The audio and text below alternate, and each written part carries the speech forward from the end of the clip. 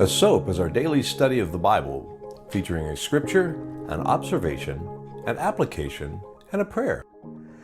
Good morning. Today's Wednesday, August 11th. I'm Tom Tracy, and this is your daily S.O.A.P. Our scripture for today is Nehemiah chapter 2, verses 4 and 5. The king said to me, "What is it you want?" Then I prayed to the God of heaven, and I answered the king, "If it pleases the king, and if your servant has found favor in his sight, let him send me to the city in Judah where my ancestors are buried, so that I can rebuild it." The observation is, pray before you answer.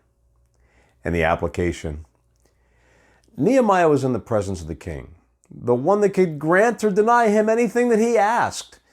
This wasn't likely an encounter that Nehemiah had expected. It was just doing his job, and the opportunity arose. So look at how he responded, though. Then I prayed to the God of heaven, and I answered the king. Nehemiah knew what he wanted to do, but even though he knew what he wanted and how he wanted the king to answer, he still took time to pray and seek God's direction before he even asked. Not only did he ask then for time off from work, but he also asked for letters of authorization and supplies. So he didn't just ask for the bare necessities.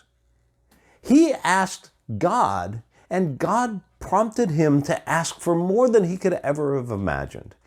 Here he is, the cupbearer of the king, and he's being given letters of authorization and supplies to go and rebuild the city.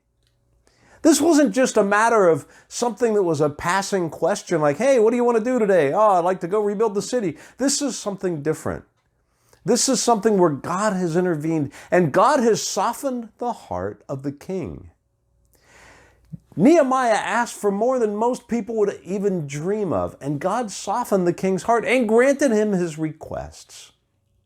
So what do we learn from here is we should know that even though there's a simple question, we should take the time and pray.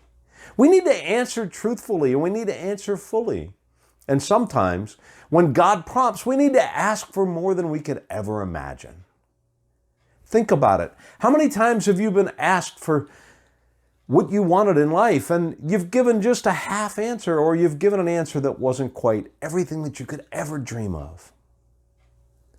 Seek God's face first. Listen to what God says and answer the way God intended you to answer.